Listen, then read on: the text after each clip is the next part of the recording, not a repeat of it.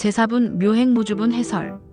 당나라 때 우두종 승려 무창문이 82만 900선사는 출가한 지 17년이 되었으나 견성을 하지 못하자 문수보살을 칭견하여 깨우침을 얻겠다는 원을 세웠습니다. 스님은 문수보살의 진신을 칭견하기 위해 남쪽 항주에서부터 북쪽의 오대산까지 걸음을 옮길 때마다 온몸을 내던지는 오체투지의 절을 하면서 갔습니다.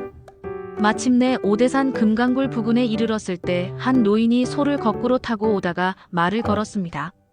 자네는 무슨 일로 이 깊은 산중에 앉아 있는가? 예, 문수보살을 칭견하러 왔습니다.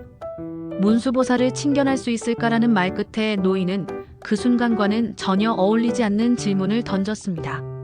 자네 밥 먹었는가? 안 먹었습니다. 순생자로군. 그러고는 소를 타고 가버리는 것이었습니다. 무창문이 선사는 노인이 범상치 않음을 느껴 뒤를 따랐고 얼마쯤 가니 금색이 휘황찬란한 절이 나타났습니다. 균제야. 노인이 시자를 부르자 시자는 뛰어나와 소를 받아메었습니다.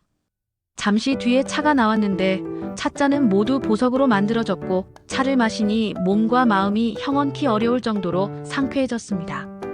세상에 이런 차가 있다니. 혼자 감탄하고 있는데 노인이 물었습니다. 자네 어디서 왔는가? 남방에서 왔습니다. 노인은 찻잔을 들고 다시 물었습니다. 남방에도 이런 물건이 있는가? 없습니다. 이런 물건이 없다면 무엇으로 차를 마시는가? 이런저런 이야기를 나누는 동안 날은 저물었고 노인의 곁에 있는 것만으로도 그지없는 평온함을 느껴 하룻밤 자고 가기를 청했습니다. 그러나 노인은 단호하게 말하였습니다. 상이 있는 사람은 여기서 잘 수 없다. 저는 출가 사문이기 때문에 상이 없습니다. 그러자 노인은 씩 웃으며 불렀습니다. 스님. 예. 출가한 지 몇 년이 되었는가? 17년 되었습니다. 노인은 또 물었습니다.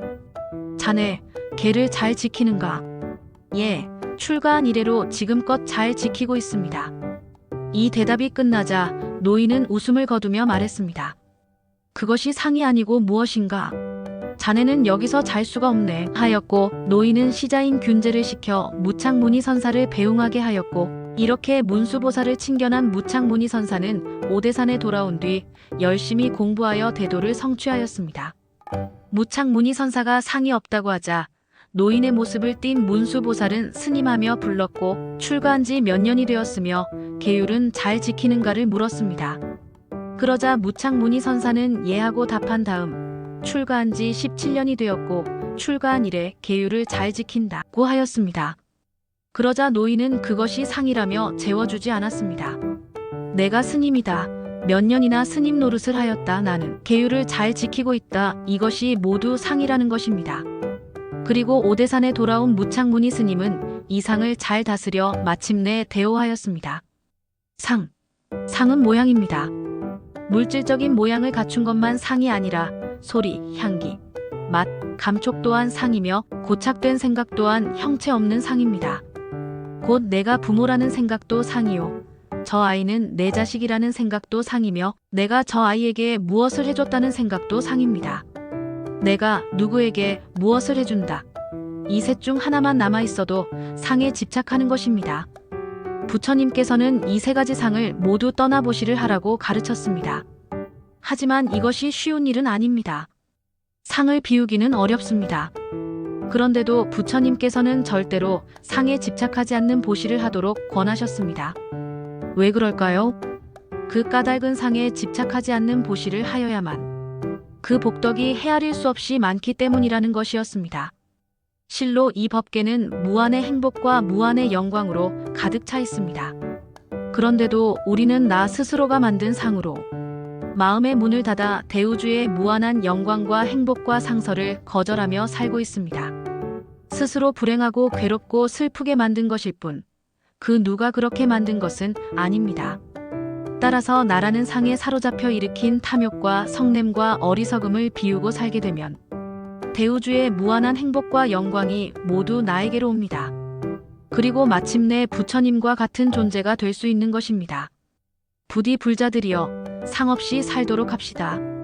부모라는 상, 자식이라는 상, 윗사람이라는 상, 불자라는 상, 스님이라는 상, 공부를 많이 했다는 상 등을 비우고 삽시다. 이러한 상들이 대우주의 행복을 차단시킵니다. 반대로 상을 비우면 무한한 행복이 저절로 찾아듭니다.